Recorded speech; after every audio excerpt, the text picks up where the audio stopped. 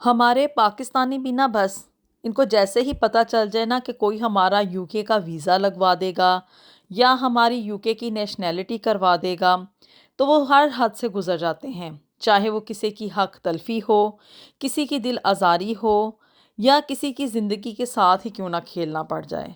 हमें तो बस यूके का पासपोर्ट चाहिए, तो इसलिए बस हम दुनिया का हर काम करने के लिए तैयार हो जाते हैं। आज आपके साथ सियालकोट में रहने वाली ज़ूबिया की कहानी मैं शेयर करने जा रही हूँ, जिसे कि उसके अपने सगे चचा ने यूके के पासपोर्ट हासिल करने की खातिर यहाँ पे आके अपनी ज़िंदगी बनाने के लिए उस बेचारी ज़ूबिया की ज़िंदगी के साथ ही खेल गया। बिस्मिल्लाहिर्रहमानिर्रहीम, अस्सलाम वालेकुम एवरीवन। हम पाकिस्तानी भी ना बड़ी ही अजीब और कंफ्यूज किस्म की कौम हैं। पाकिस्तान में रहते हुए क्या है कि हमें अपने बच्चे जो है ना वो इंग्लिश मीडियम स्कूलों में पढ़ाने होते हैं, क्योंकि हम उनको मॉडर्नाइज करना चाहते हैं। और जब ये लोग यहाँ पे यूके में पहुँच जाते हैं तो क्या है कि इनको अपने बच्चे जो है ना वो किसी इस्लामिक स्कूल में पढ़ाने होते हैं, क्योंकि वो उनको अपनी मुल्क की रवायात और अपनी इक़दार जो है ना वो सिखाना चाहते हैं। रहना भी इन लोगों ने यहाँ पे यूके में होता है या किसी अब्रॉड कंट्री में होता है। कमाने भी इन लोगों ने पाउंड्स हैं, अपनी सारी ज़िंदगी यहीं पे गुजारनी होती है। और यहाँ पे बड़े बड़े घर बनाते हैं, महंगी महंगी गाड़ियाँ लेते हैं, अपना एक स्टैंडर्ड बनाते हैं कि भी हम ज़िंदगी बड़ी ही अच्छी गुजार रहे हैं। लेकिन क्या है कि अपने बच्चों की जब शादियों की बात आती है ना, तो वो शादियाँ इन लोगों ने प्योर टिपिकल पाकिस्तानी लड़के या लड़कियों के साथ करनी होती है। और अंदर से ख़दशा ये होता है कि भी अगर यहाँ पे रहने वाले किसी बंदे या बंदी के साथ इन्होंने अपने बच्चों की शादियाँ कर दी ना, तो हमारे बच्चे हमारे हाथों से निकल जाएंगे और हमारी अगली आने वाली नस्लें जो हैं वो भी ख़राब हो जाएंगी। अब जी ज़ूबिया के साथ मेरी मुलाकात यहाँ पे लंदन में ही हुई थी। और बड़ी ही परेशान थी वो। और मतलब वो उसको समझ नहीं आ रही थी कि वो अपनी ज़िंदगी में अब आगे क्या करे। बड़े ही प्रॉब्लम में थी और एक ऐसी सिचुएशन में वो स्टक होके रह गई थी कि वो ना तो पाकिस्तान वापस जा सकती थी, क्योंकि उसके अपने खूनी रिश्तों ने उनके लिए ऐसे हालात क्रिएट कर दिए हुए थे कि उसके लिए वापसी का कोई भी रास्ता मुमकिनात में से नहीं था। और आगे चल के मैं आपको बताऊंगी कि आखिर उसके साथ हुआ क्या। और यहाँ पे रहते हुए क्या कि भी उसके पास चूंकि अभी कोई लीगल स्टेटस नहीं था यहाँ का, यानी कि अभी पासपोर्ट नहीं हुआ था, तो इसलिए अभी वो यहाँ पे अपनी ज़िंदगी मज़ीद कंटिन्यू नहीं कर सकती थी। मजबूरन क्या था कि उसको अब एक ऐसा कड़वा घूंट जो है ना वो पीना पड़ रहा था जो कि वो नहीं पीना चाहती थी। आप लोगों ने ज़ूबिया को अपनी राय से आगाह करना है कि आखिर अब वो करे तो करे क्या। ये बात जो है ना, ये मतलब जो ज़ूबिया की स्टोरी है, ये उसी के कहने के ऊपर मैं आप लोगों के साथ शेयर कर रही हूँ, क्योंकि उसे एक राय का इंतज़ार है कि अब वो अपनी ज़िंदगी में आगे क्या करे। आप लोग सोचेंगे कि आखिर ज़ूबिया यहाँ पे यूके में किस तरह से आई, उसकी शादी यहाँ पे किस तरह से हुई। तो जी हालातों वाक़यात कुछ ऐसे होते हैं कि इंसान की ज़िंदगियाँ उनके साथ ना कनेक्ट होती चली जाती हैं। अब जी वकास अहमद यहाँ पे यूके में काफ़ी साल पहले आए थे। अपनी सारी ज़िंदगी वकास अहमद ने यहाँ पे लंदन में ही गुजारी और यहाँ पे रहते हुए बड़ा पैसा कमाया, बहुत बड़ा यानी कि उनका घर था और यहाँ के बड़े बिजनेसमैन में उनका शुमार होता था। और पाकिस्तान से आए थे और यहाँ पे रहते हुए इतना पैसा कमाया कि एक नहीं बल्कि कई एक घर थे उनके यहाँ पे, और अच्छी खासी गाड़ियाँ थी, बहुत बड़ा बैंक बैलेंस था। लंदन में रहते हुए वकास अहमद करोड़पति, और पाकिस्तान में अगर उनके सारे के सारे असासों को कन्वर्ट किया जाए तो वो अरबपति इंसानों में शुमार होते थे। अब जी वकास अहमद का ना सिर्फ एक ही बेटा था, हमज़ा, और इसके अलावा उसकी कोई भी औलाद नहीं थी। बीवी की वफ़ात के बाद क्या कि भी हमज़ा को उसने अकेले यहाँ पे संभालना उसके लिए मुश्किल हो चुका था, तो उसने यहाँ की रहने वाली एक ब्रिटिश बॉर्न पाकिस्तानी औरत के साथ वकास अहमद ने शादी कर ली। लेकिन आपको पता है कि सौतेली माँ तो फिर सौतेलों जैसा ही सलूक करती है, और यहाँ पे यूके जैसे मुल्क में रहते हुए तो इस तरह की स्टेप मदर से किसी भी हमदर्दी की उम्मीद नहीं हो सकती है। खैर, जब दौलत की फरावानी हो और किसी भी चीज़ की रोका टोकी ना हो और सर के ऊपर कोई समझाने वाला यानी कि माँ के रूप में एक साया भी ना हो, तो ऐसी सूरत हाल में क्या है कि बच्चे यूके जैसे मुल्क में रहते हुए बिगड़ ही जाते हैं। ये माँ की गैर मौजूदगी की मैं बात कर रही हूँ। यहाँ पे तो ऐसे केसेस भी होते हैं जिसमें कि माँ के और बाप के होने के बावजूद क्या है कि बच्चे वालदैन के हाथों से निकल जाते हैं, बेराह रवी का शिकार हो जाते हैं और वालदैन को किसी भी गिनती में नहीं गिनते हैं। अब जी हमज़ा जो था ना, वो अपने बाप की किसी भी बात को कंसिडर नहीं करता था। माँ तो पहले ही सौतेली थी और इस सौतेली माँ की वजह से ही हमज़ा अपने वालिद यानी कि वकास अहमद से नफ़रत किया करता था। अंदर ही दिल में उसको एक खार होती थी कि इसने मेरी माँ की जगह एक और औरत को दे दी है। जिसकी वजह से क्या कि वो अपना ज़्यादा टाइम बाहर स्पेंड किया करता था, दोस्तों में रहा करता था और उसकी जो कंपनी थी वो इतनी ज़्यादा अच्छी नहीं थी। और क्लब्स में आना जाना, ड्रिंकिंग वगैरह करना, लड़कियों के साथ दोस्तियाँ और मतलब कि भी हर वो बेराह रवी का काम कर रहा था, जिससे कि उसका बाप यानी कि वकास अहमद उसको मना किया करता था। लेकिन हमज़ा क्या था कि अपने अंदर का एक एंगर या अपने बचपन का जो एक गुस्सा था ना, जो कि सौतेली माँ की शक्ल में उसके ऊपर नाफिज कर दिया गया था, वो उन सब चीज़ों का बदला लेने के लिए अपने बाप से ना ये सब काम किया करता था। गोरियों के साथ उसकी दोस्तियाँ हुआ करती थी, नाइट्स वो बाहर स्पेंड किया करता था, ड्रिंकिंग किया करता था और चूँकि पैसा कमाने की तो यहाँ पे उसको कोई टेंशन थी नहीं, एक बहुत बड़े यानी कि महल नुमा घर में वो रहा करता था।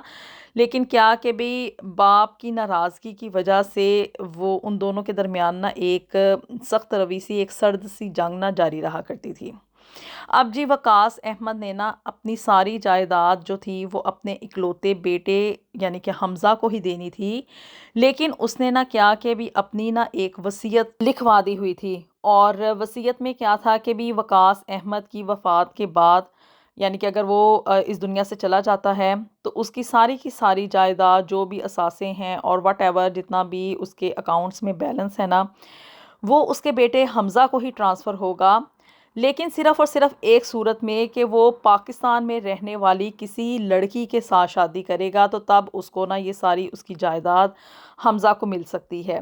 यानी कि उसकी जो सेकंड वाइफ़ थी उसको तो जो हिस्सा जाना था वो तो जाना ही जाना था, हाफ़ प्रॉपर्टी जानी थी। लेकिन उसके बाद क्या कि भी हमज़ा के हिस्से में जो प्रॉपर्टी आनी थी ना, वो सिर्फ़ और सिर्फ़ इसी सूरत में पॉसिबल थी कि वो किसी पाकिस्तानी लड़की के साथ शादी करे।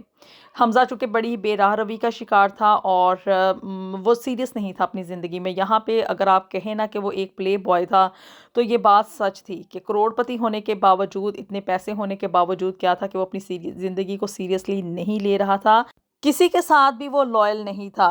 रोज़ लड़कियों के साथ दोस्तियाँ करता था और रोज़ वो दोस्तियाँ छोड़ता था और इस तरह से आगे वो बढ़ता चला जा रहा था। अब जी वकास अहमद ने अपनी ज़िंदगी में हमज़ा को समझाने की बड़ी कोशिश की कि वो किसी पाकिस्तानी अच्छी लड़की के साथ शादी कर ले और अपनी फैमिली को आगे ग्रो करे। लेकिन ऐसा तो बाप की ज़िंदगी में मुमकिनात में से ना हो सका। लेकिन अब जो ये वसीयत थी ना, उसकी वजह से क्या कि भी हमज़ा ना अब बहुत ज़्यादा फंस चुका था। और वसीयत जैसे कि मैंने आपको बताया कि ये थी कि वो जब पाकिस्तानी लड़की के साथ शादी करेगा, उसको अपनी बीवी बनाएगा, यहाँ पे यूके में लेकर आएगा और अपनी फैमिली को आगे ग्रो करेगा, तो तभी क्या है कि भी हमज़ा को अपने बाप की जायदाद और जितने भी एसेट्स वगैरह हैं ना वो मिलेंगे। अदरवाइज़ क्या है कि अगर हमज़ा किसी भी पाकिस्तानी लड़की के साथ शादी नहीं करता, तो उसके जितनी भी जायदाद और जो भी उसके असासे हैं ना वकास अहमद के, वो आगे चैरिटीज़ को डिस्ट्रीब्यूट कर दिए जाएंगे। अब जी हमज़ा यहाँ पे ना इस सिचुएशन में बैडली स्टक हो चुका था इस विल की वजह से। और अब क्या कि भी यहाँ पे रहते हुए कोई भी उसको ऐसी पाकिस्तानी लड़की नहीं मिल पा रही थी जो कि मतलब उसकी वालद की बताई हुई कंडीशंस के ऊपर ना पूरी उतरे। तो जी इस तरह सर्च करते करते उसको पता चला कि पाकिस्तान में अगर रिश्ता करवाने वालों के साथ कांटेक्ट किया जाए ना, तो वो आपकी मतलब पसंद के मुताबिक ना, आपकी रिक्वायरमेंट्स के मुताबिक रिश्ता करवा ही देते हैं। ऐसे ही करते करते क्या कि भी हमज़ा जो था ना, उसका आगे उसने कांटेक्ट किया रिश्ते करवाने वालों के साथ और इस तरह से करते करते क्या कि भी उसका कांटेक्ट हो गया ज़ूबिया के चचा के साथ। अब ज़ूबिया जो थी ना बेचारी, वहाँ पे पाकिस्तान में सियालकोट की रहने वाली एक सादा सी सिंपल सी लड़की थी, लेकिन थी बड़ी ही खूबसूरत। और जिस तरह से कि भी हमज़ा को अब ये था कि मैंने पाकिस्तान में अगर शादी करनी ही है, मतलब चूँकि वो दौलत अपने बाप की लेना चाहता था, तो उसको ये था कि एक खूबसूरत लड़की के साथ मैं शादी करूं। चूँकि यहाँ पे रहते हुए लड़कियों के साथ उसकी दोस्तियाँ थी, तो खूबसूरती उसकी एक कमज़ोरी थी। अब जी ज़ूबिया जो थी ना, वो यतीम थी। वो कोई तकरीबन 10 साल की होगी जबकि उसके वालिदैन की डेथ हो गई थी और उसके बाद क्या कि तब से वो अपने चचा के साथ ही रह रही थी और उन्हीं के साथ वो पली-बढ़ी थी। और उसके चचा ने ही उसको मतलब उसकी सारी कफ़ालत वग़ैरह की, उसको बड़ा किया। अब ये जब शादी की बात आई ना, तो उसका जो चाचा था ना, वो बड़ा ही लालची हो गया। जैसे ही उसको पता चला कि भी इस तरह से यूके का रहने वाला लड़का है और वो मतलब काफ़ी अमीर है और वो चाहता है कि एक खूबसूरत लड़की के साथ उसकी शादी हो जाए, वो उसको वहाँ पे लेके जाएगा। और साथ ही साथ क्या है कि भी उसको मतलब जब देखा दुखा ना, तो उसको कहीं न कहीं अंदाज़ा हो गया कि लड़का जो है ना, वो इतना मतलब अच्छा नहीं है करैक्टर वाइज़, कि जिस तरह से मैंने आपको बताया कि उसकी दोस्तियाँ वगैरह थी और ये सब कुछ। तो अब ना उसने, यानी कि उसके चचा ने ना अपनी भतीजी यानी कि ज़ूबिया को इस कुर्बानी के लिए तैयार किया।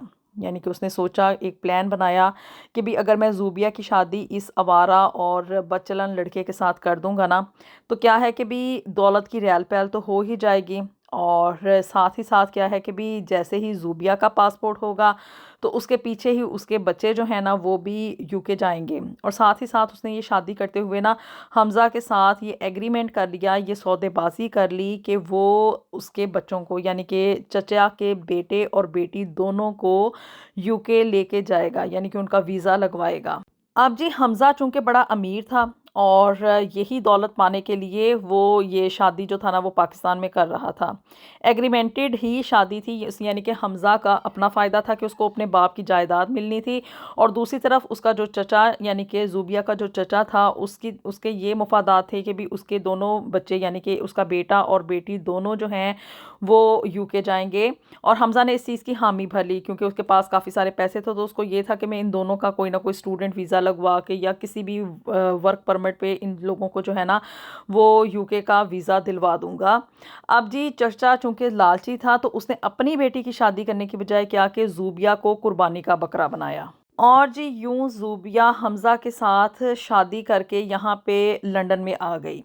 और शादी हुए अभी कोई 6 माह ही गुज़रे थे जबकि ज़ूबिया के ऊपर हमज़ा की हकीकत खुलना शुरू हो गई।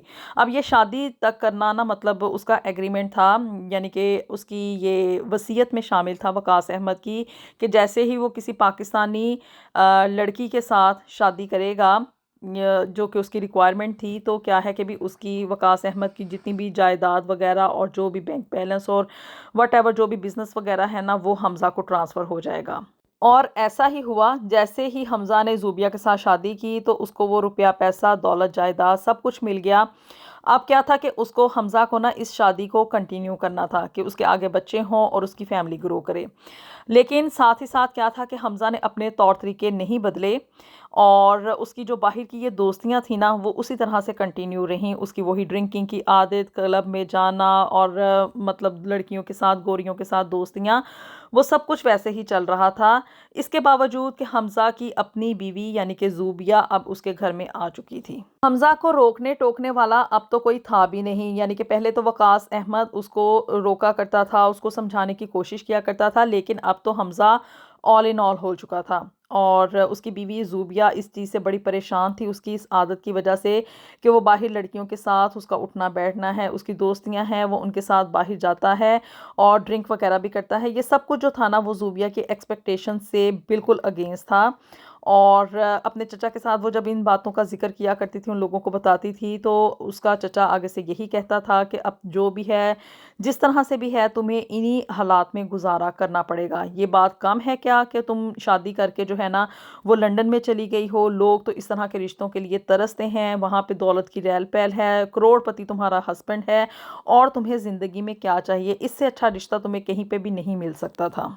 और उसके चचा चची ने साफ सीधे अल्फाज में ज़ूबिया को ये बता दिया कि वो कभी भी पाकिस्तान वापस ना आए उनके पास, क्योंकि वो उसको अब अपने पास नहीं रखेंगे। उनकी ज़िम्मेदारी सिर्फ़ और सिर्फ ज़ूबिया की शादी करने की हद तक थी, क्योंकि चचा का अपना एक एग्रीमेंट हमज़ा के साथ बिहाइंड द सीन चल रहा था कि जैसे ही वो ज़ूबिया के साथ शादी होगी और उसको ये दौलत जो है वो ट्रांसफ़र हो जाएगी, तो उसके बाद क्या है कि भी हमज़ा चचा के बेटे और बेटी दोनों का वीज़ा लगवाएगा और उनको यूके में जाने के लिए एक उनकी ग्राउंड जो है ना, वो हमवार करेगा।